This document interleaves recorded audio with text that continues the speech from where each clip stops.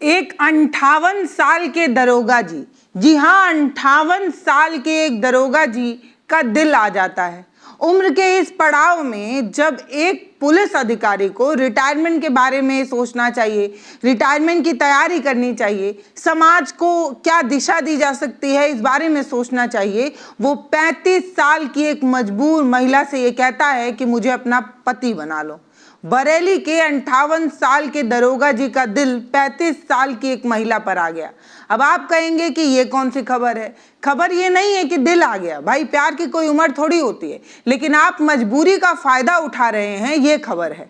आप खाकी वर्दी पहने हुए हैं, आपका काम सुरक्षा देने का है, आप महफूज रखने की जिम्मेदारी उठाते हैं और आप ही आबरू पर हाथ डालते हैं। ये कैसा भैया, ये कौन सा दोगलापन है? इस खाकी वर्दी को देखकर ये कहा जाता है कि उत्तर प्रदेश में लॉ एंड ऑर्डर बेहतर है। रात के 12 बजे गहने लाद कर बेटियां घर से निकल सकती हैं, इतना महफूज उत्तर प्रदेश बन चुका है। किसकी बदौलत? इसी खाकी वर्दी की बदौलत ना। अब इस खाकी वर्दी पर कैसे कैसे आरोप लग रहे हैं। अभी कल ही मैंने आपको बताया कि कैसे बीच चौराहे पर 20,000 रुपए चुराने की वजह से दरोगा जी पिटाए थे। अब यहाँ दरोगा जी जिनकी उम्र 58 साल है, वो 35 साल की एक महिला से प्रेम करते हैं। मतलब प्रेम कर रहे हैं ठीक है, जबरन शारीरिक संबंध भी बना रहे हैं, गर्भवती महिला का अबॉर्शन भी कराए दे रहे हैं। ये क्या है? मतलब ये कैसा सुशासन है भैया? ये कौन सा रामराज है भैया? और ये कैसा लॉ एंड ऑर्डर है जिसमें लॉ एंड ऑर्डर को मेंटेन करने वाले लोग ही, खाकी वर्दी पहनने वाले लोग ही नियमों को ताक पर रखकर इस तरीके की बदमाशी कर रहे हैं? पति बना लो, मतलब क्या है, मजाक चल रहा है क्या? अब ये जो महिला है वो अपने पति की शिकायत करने के लिए थाना पहुंची। महिला से दरोगा ने कहा, चिंता क्यों करती हो, मैं हूं ना। हाँ, शाहरुख खान के बाद आप ही तो हैं। इन्होंने कहा, मैं हूं ना, मैं तुम्हारी पूरी मदद करूंगा। इस दरोगा ने इस महिला को नौकरी का झांसा दिया। जब महिला इनके चंगुल में फंस गई तब उनके साथ शारीरिक शोषण किया गया। हद तो तब हो गई कि जब महिला गर्भवती हो गई तब उसका अबॉर्शन करा दिया गया। रक्षक ही वर्दी के पीछे भक्षक की भूमिका में नजर आए, पेट में पल रहे एक बच्चे को खत्म कराएं, तो बताइए उम्मीद किससे की जाए? इस महिला की आवाज को भी सत्ता और अपनी वर्दी के धौंस में कुचलने की पूरी कोशिश खाकी वर्दी ने की, इस दरोगा जी ने की। अब सवाल यही उठता है कि आखिर एक दरोगा की इतनी हिम्मत कैसे हो सकती है? मोहल्ले के किसी गुंडे का ये काम होता तो समझ में भी आता, क्यों ये मान लेते कि उसे कानून का खौफ नहीं है। लेकिन यहाँ तो कानून ही गुंडा बन गई है। जनता अब गुहार लगाने किसके पास जाएगी? एक महिला जो परेशान है वो थाने जाती है और थाने में दरोगा जी मौके पर चौका मार देते हैं। महिला का कहना है कि वो अनाथ है, उसका इस दुनिया में कोई नहीं है, इसलिए दरोगा जी पर उसने भरोसा कर लिया। लेकिन उन्होंने ना सिर्फ भरोसा तोड़ा है बल्कि एक साथ साथ रहने के बाद उन्होंने मुझे अकेला छोड़ दिया। अरे छोड़ देते, लेकिन पूरा पूरा फायदा क्यों उठाया? शादी 2022 में हुई थी, लेकिन पति ने बहुत प्रताड़ित किया। इसके बाद वो अलग होने का फैसला करती हैं और साल 2025 में वो दरोगा नरेश बाबू के संपर्क में आती हैं। हाँ, यही नरेश बाबू जिनके इरादे कैसे हैं और इनके चाल चलन कैसे हैं, ये आपने खबर में सुनी ली। मुझे लगा कि दरोगा बहुत अच्छे इंसान है, ये महिला का कहना है। मुझे सहारे की जरूरत थी सो मैं दरोगा के बात में आ गई, लेकिन मुझे नहीं पता था कि जिस वर्दीधारी पर मैं भरोसा कर रही हूँ वो भरोसा निगल जाएगा। उन्होंने मेरे अकेलेपन का फायदा उठाया, मेरी मजबूरी का फायदा उठाया, ये कहना महिला का है। मेरे पति के खिलाफ थाने में शिकायत दर्ज कराने में गई थी। इसको लेकर नरेश बाबू से मेरी जो है वो मुलाकात हुई। फिर मुलाकात बार बार हुई क्योंकि दरोगा जी आश्वासन देते हैं, इस दौरान मदद का भरोसा दिलाते हैं और मदद करते हुए मोबाइल नंबर भी ले लेते हैं। जांच के नाम पर मुझे कई बार फ़ोन किए जाते हैं। काम की बात कम, इधर उधर की खूब सारी बातें होती हैं और बात में फंस जाती हैं। ऐसे भी कानून कहता है कि महिलाएं जो हैं थोड़ा बेवकूफ़ होती हैं। आप मानिए तो अगर शादीशुदा महिला के अगर किसी के साथ संबंध होते हैं तो महिला को दोषी नहीं माना जाता है, बल्कि उस पुरुष को दोषी माना जाता है जो महिला के साथ शादीशुदा होने के बाद भी संबंध में है। तो कानून ये मानता है कि महिलाएं बेवकूफ़ होती हैं, वो किसी के भी बहलाने फुसलाने में आ जाती हैं। और बाबू साहब तो कानून के ही रखवाले हैं ना। आप खाकी वर्दी पहनते हैं तो कानूनी दांव पेच को तो खूब अच्छे से समझते होंगे। तो आप ये तो समझ ही रहे थे ना दरोगा जी कि कुछ भी होगा आप ही नपेंगे, लेकिन इसके बावजूद भी आपने नपने के लिए ही ये सब कुछ किया। पता चल रहा है कि 58 साल के दरोगा जी नाती पोते वाले आदमी है भैया। तो ना सिर्फ इनके बच्चों की शादी हो गई है बल्कि बच्चों के बच्चे भी हो गए। तो परिवार भी खूब अच्छा है, लेकिन इसके बावजूद भी अब मर्द जात जो होती है ना उसकी आदत बहुत खराब होती है। और उसी का एक एग्जाम्पल ये है। अब दरोगा जी को देख लीजिए भैया, इनका काम कानून को संभालने का है। जो महिला पीड़ित कभी थाने में जाएगी वो उम्मीद से तो जाएगी ना कि आप उसकी रक्षा करेंगे, लेकिन आप क्या कर रहे हैं? मतलब हद हो गई है भैया, हद हो गई है। नीचपना जो कहा जाता है उससे भी ज्यादा गिरा हुआ काम आजकल खाकी वर्दी की तरफ से देखने को मिल रहा है। क्यों कर रहे हैं भाई आप लोग ऐसा? आप लोगों के भरोसे हमारे मुख्यमंत्री जी छाती 56 इंच के किए जा रहे हैं कि उत्तर प्रदेश में लॉ एंड ऑर्डर बेहतर है, और आप लोग इस तरीके की चीजें क्यों कर रहे हैं? तो भैया महिला का कहना है कि इसके बाद हमारा मिलना जुलना शुरू हो गया। महिला बताती हैं कि साल 2025 में नरेश बाबू ने कहा कि मेरे कप्तान साहब से अच्छे संबंध हैं, मैं तुम्हारी नौकरी लगवा दूंगा, मैं तुमसे शादी कर लूंगा और अपनी पत्नी को तलाक दे दूंगा। मतलब जिस पत्नी के साथ ये संबंध में पहले से थे, जो इनकी अर्धांगिनी धर्मपत्नी थी, उससे तलाक देकर इस महिला के साथ रहने का इन्होंने भरोसा दिया। मुझे शादी का भरोसा दिलाकर मेरे घर आने जाने लगे। इस दौरान उन्होंने मेरे साथ कई बार शारीरिक संबंध बनाए। दरोगा जी की बात पर मैं भरोसा करती रही, मुझे विश्वास था कि वो मुझसे शादी करेंगे। पिछले साल करवा चौथ के बाद वो दरोगा नरेश बाबू मेरे घर ही रहने लगे। करीब 1 साल तक किराए के मकान में हम दोनों साथ रहने लगे। मुझे पत्नी बनाकर रखा गया। उनके लिए मैंने करवा चौथ का व्रत भी रखा था। इस तरीके की बात महिला का कहना है। अब आप ऐसे समझिए, ये जो पूरी कहानी है आप इसको जरा ऐसे समझिए कि रात का अंधेरा हो, आप किसी सुनसान सड़क पर बुरी तरीके से फंस गए हो, आपको बहुत डर लग रहा हो, और उसी समय आपको अचानक से सामने सायरन बजती हुई पुलिस की लाल नीली बत्ती वाली गाड़ी दिख जाए।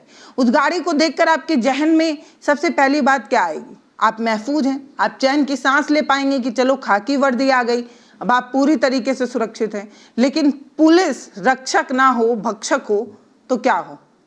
वो पुलिस जो खाकी वर्दी पहनी हुई है वो आपके अकेलेपन, आपकी मजबूरी का फायदा उठाने लगे तो क्या हो? क्या हो आप सोचिए। अगर सिस्टम जिससे आप न्याय की मदद मांगने जा रहे हो वो सिस्टम आपकी आबरू को अपनी जागीर समझने लगे तो क्या हो? रात का अंधेरा है, आप अकेली फंसी हुई हैं, सायरन बजाती हुई एक गाड़ी आ रही है, आप उससे सुरक्षा की उम्मीद कर रही हैं, वो आपके अकेलेपन का फायदा उठाना चाह रहा है। अब आप इसको कैसे समझेंगी?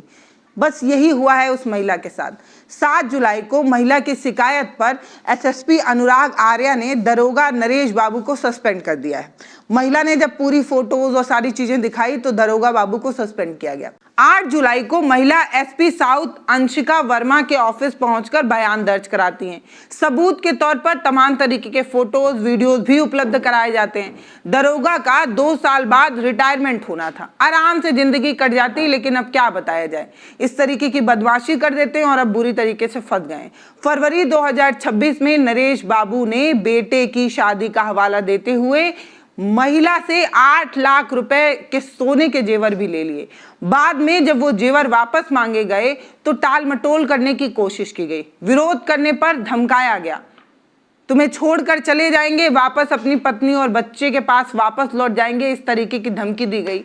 ये उस महिला का कहना है जो नरेश बाबू के साथ संबंध में थी। बरेली की ये जो घटना है कोई आइसोलेटेड घटना नहीं है, एक अकेली अचानक हो गई घटना नहीं है। याद कीजिए हाथरस में क्या हुआ था, यहाँ रात के अंधेरे में पुलिस ने क्या किया था। याद कीजिए गोरखपुर में क्या हुआ था, कानपुर के व्यापारी मनीष गुप्ता को पुलिस वालों ने ही पीट पीट कर मार डाला था। ये जो घटनाएं हैं ना, इन सारे डॉट्स को अगर आप कनेक्ट करें तो आपको एक तस्वीर बनती नजर आती है जो बहुत साफ है। पुलिस अब जनता की सेवक नहीं रही, बल्कि सत्ता की चाकरी करने वाली एक ऐसी बेलगाम फोर्स बन गई है जिसे लगता है कि वर्दी पहन ली है तो कुछ भी कर लेंगे, वर्दी पहन ली है तो किसी का खून कर सकते हैं, किसी की आबरू को छीन सकते हैं, कुछ भी कर सकते हैं। एक कहावत है ना, अंधेर नगरी चौपट राजा। यह कहावत उत्तर प्रदेश के शासन प्रशासन पर बिल्कुल सटीक बैठती है। राजा अपने अहंकार में मग्न है, नगरी में दरोगा महिला की आबरू लूट रहे हैं और सब कह रहे हैं वाह भैया क्या सुशासन है। दरोगा बाबू के बारे में थोड़ा जान लीजिए। दरोगा बाबू जो है वो मुरादाबाद के सहारनपुर के रहने वाले हैं। नरेश बाबू बरेली के कई थानों में तैनात भी रह चुके हैं। दरोगा की एक बेटी और 2 बेटे हैं। इन तीनों बच्चों की शादी हो चुकी है और उन बच्चों के बच्चे भी हो चुके हैं। दरोगा पूरी तरीके से फैमिली वाले आदमी है, नाती पोते वाले आदमी है। साल 2025 में जब दरोगा बाबू बरादरी थाने में तैनात थे, तब नई बस्ती की एक महिला अपने पति के खिलाफ घरेलू हिंसा की शिकायत लेकर थाने पहुंचती है। दरोगा साहब शिकायत सुनते हैं और उससे ज्यादा खुद ही दुखी हो जाते हैं। उसके दुख में गमगीन होने के लिए भरोसा देते हैं, क्यों परेशान हो रही हो, मैं हूं ना। इसी दौरान अपने पद का फायदा नरेश बाबू उठाने की कोशिश करते हैं, क्योंकि महिला परेशान थी इसलिए उसका नंबर लिया जाता है और फिर बातचीत, फिर प्यार, फिर न जाने क्या क्या आपको मैंने बता ही दिया। पीड़ित महिला बरेली के प्रेम नगर की रहने वाली है। उसकी शादी 2013 में बरेली के एक नई बस्ती के रहने वाले युवक से हुई। 2022 तक महिला अपने पति के साथ रही। इन दोनों से एक बेटा भी हुआ जिसकी उम्र अभी 10 साल है।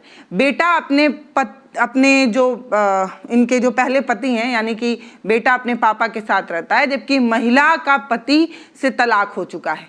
जरा 35 साल की इस महिला की मानसिक हालत के बारे में सोचिए, कल्पना करके सोचिए। जिस पुलिस वाले ने उसे नौकरी का झांसा दिया, झांसा देकर संबंध बनाए, जब वो गर्भवती हो गई, उसी पुलिस वाले ने जबरन उसका अबॉर्शन करा दिया। कितना ज्यादा वो महिला टूटी होगी ना। पहले ही अपनी परिस्थिति से इतना परेशान थी, फिर तो खाकी वर्दी जिस पर भरोसा था उसने भरोसे का भी चीरहरण कर दिया। कानून की किताब में जबरन गर्भपात कराना एक संगीन जुर्म माना जाता है। जब जुर्म करने वाले ही कानून का रखवाला हो तो भैया FIR कौन लिखेगा। यहाँ तो दरोगा साहब खुद ही कानून की गुट्टी बनाकर पिए जा रहे हैं। एक आम आदमी जब थाने में जाता है तो उसे 10 बार, 20 बार, 100 चक्कर लगवा दिए जाते हैं, उसे गालियां दी जाती हैं, उसे भगा दिया जाता है। लेकिन एक दरोगा पर आरोप जब लगते हैं तो पूरा महकमा उन्हें बचाने में लग जाता है, सब चुप्पी साध कर बैठ जाते हैं। क्यों?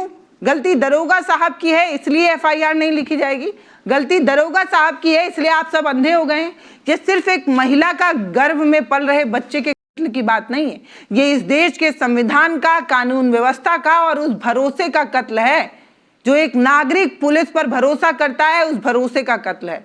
जिस देश में महिला को देवी का दर्जा दिया जाता है, उसकी पूजा की जाती है, ये सब नौटंकी किया जाता है, उसी देश में देवी जब न्याय मांगने कानून की सीढ़ी पर चलती है, थाने पहुंचती है, तो उसे बलि का बकरा बनाया जाता है। वहां बैठे लोग उसे नोच खाने वाले वर्दी वाले भेड़िए तैयार होते हैं। मतलब ये क्या हो रहा है, थाने के अंदर इस तरीके की चीजें हो रही हैं और आप कह रहे हैं कि हम कानून पर भरोसा कर लें, जब कानून के रखवाले खुद ही कानून की धज्जियां उड़ाए जा रहे हैं। और आप कहते हैं कि उत्तर प्रदेश में लॉ एंड ऑर्डर बेहतर है। कौन सा लॉ एंड ऑर्डर? कौन बढ़िया कर रहा है लॉ एंड ऑर्डर? यही पुलिस वाले कर रहे हैं ना। सत्ताधारी दल के नेता मंच पर गले फाड़ फाड़ कर, चीख चीख कर ये बताते हैं कि भैया उत्तर प्रदेश इतना महफूज हो चुका है कि बेटियां रात के अंधेरे में भी निकल सकती हैं। महिला सुरक्षा तो उत्तर प्रदेश में सबसे बेहतर है। मैं उन नेताओं से पूछना चाहती हूं कि जब वो महिलाएं पुलिस थाने में सुरक्षित नहीं है तो सड़क पर तो छोड़िए, जब महिला थाने में सुरक्षित नहीं है, थाने के अंदर उसके साथ इस तरीके की चीजें हो जा रही हैं, तो आप कौन सी सुरक्षा के दावे की बात कर रहे हैं? कौन सी सुरक्षा? सड़क छोड़िए, थाने में हो जा रहा है महाराज, और आप लॉ एंड ऑर्डर की बात की नहीं थक रहे हैं। बताइए, इस तरीके की खबर पर क्या किसी न्यूज चैनल पर बात होती है? कोई पैंट शर्ट प्रॉपर पहने एक बड़ा एंकर चीख चीख कर ये पूछता है कि बरेली का वो जो दरोगा है वो अभी तक बर्खास्त क्यों नहीं हुआ, उसकी नौकरी क्यों नहीं छीनी गई? इस तरीके की चीजें क्यों नहीं पूछी जाती हैं? इस तरीके के मुद्दे पर क्यों बात नहीं होती? क्यों कोई ये बात नहीं करता? क्योंकि इसमें कोई हिंदू मुस्लिम का एजेंडा नहीं है, इसलिए नहीं पूछा जा रहा है, या इसमें विपक्ष को गरियाने का मौका नहीं मिलेगा इसलिए नहीं पूछा जा रहा है। सरकार से सवाल पूछने में आपकी जीभ को लकवा क्यों मार जाता है, ये बताइए। उनके लिए एक गरीब महिला की इज्जत कुछ भी नहीं है, उसकी चीखें कुछ भी नहीं है, उसके साथ जबरन कराया गया एबॉर्शन किसी टीआरपी का मुद्दा नहीं है। एक महिला आपके लिए मुद्दा नहीं होती है क्या, जब अगर वो आम परिवार से आती है? इस घटना में कोई सांप्रदायिक एंगल नहीं है, इसलिए आप चुप हैं क्या?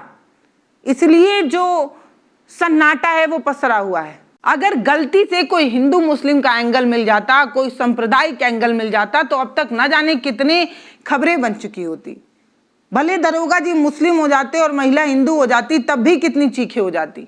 लेकिन ये मामला अभी तक किसी में खबर का मुद्दा नहीं बनाया, किसी ने उस तरीके की सवाल नहीं पूछा कि जब आप ये कहते हैं कि ठोक दो की नीति उत्तर प्रदेश में बहुत आगे चल रही है, तब इस तरीके की घटना क्यों हो रही है? ये मामला सत्ता की नाकामी का है, पुलिस के बेलगाम हो जाने का है। इसीलिए सबने अपने होंठ पर फेविकोल लगाकर चुप्पी साध ली है, किसी को कोई फर्क नहीं पड़ता। जब तक इस तरीके की कोई घटना अपने परिवार या अपनों तक नहीं हो जाती, तब तक सब शांत रहते हैं। यह सवाल सिर्फ बरेली की उस पीड़ित महिला का नहीं है, ये सवाल सिस्टम से है, जिसे हमने और आपने अपने टैक्स के पैसे से पाल पोस कर बड़ा किया है। ये सरकार, ये सिस्टम हमारे पैसे से चलती है। जो पुलिस वाला हमारी सुरक्षा के लिए रखा गया है, वो सत्ता के नशे में इतना चूर हो गया है कि आम आदमी को कीड़ा मकोड़ा समझता है। एक महिला जो मजबूर है, उसके साथ उसकी मजबूरी का फायदा उठाता है। भैया, सरकारों को और उनके नेताओं को ये बात तो समझ ही जानी चाहिए कि विज्ञापनों की चादर से हकीकत के घाव को ज्यादा दिन तक छिपाया नहीं जा सकता। अगर आपके राज्य में 58 साल का एक दरोगा एक महिला से इस हद तक शोषण करने की हिम्मत जुटा पा रहा है, तो सीधा सवाल आप ही से होगा। इसका मतलब क्या है? आपने सुशासन के दावे पूरी तरीके से खोखलेपन पर कर रखा है। आपके सिस्टम में अपराधियों को डर नहीं लगता, बल्कि उन्हें इस बात का भरोसा है कि जब ऊपर में बैठे लोग हमारे साथ हैं तो हमें बचा ही लेंगे। इस तरीके की घटना पर बात करना बेहद जरूरी है, क्योंकि ये खाकी वर्दी से जुड़ा मामला है, ये हमारी सुरक्षा से जुड़ा मामला है। जब हमारी सुरक्षा में जो लोग तैनात हैं वही इस तरीके की गलती करेंगे, तो किसी सड़क छाप मवाली से हम उम्मीद करेंगे कि वो इस तरीके की बदमाशी ना करे। अरे, आपको लगाम कसनी है और आप ही की पैंट की चेन नहीं आपसे संभल पा रही है।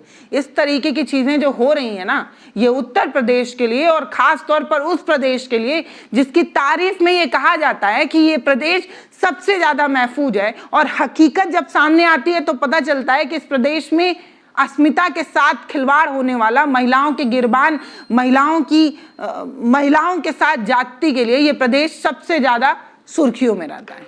फिलहाल नमस्कार, मैं पल्लवी हूं, आप भारत एक नई सोच देख रहे हैं।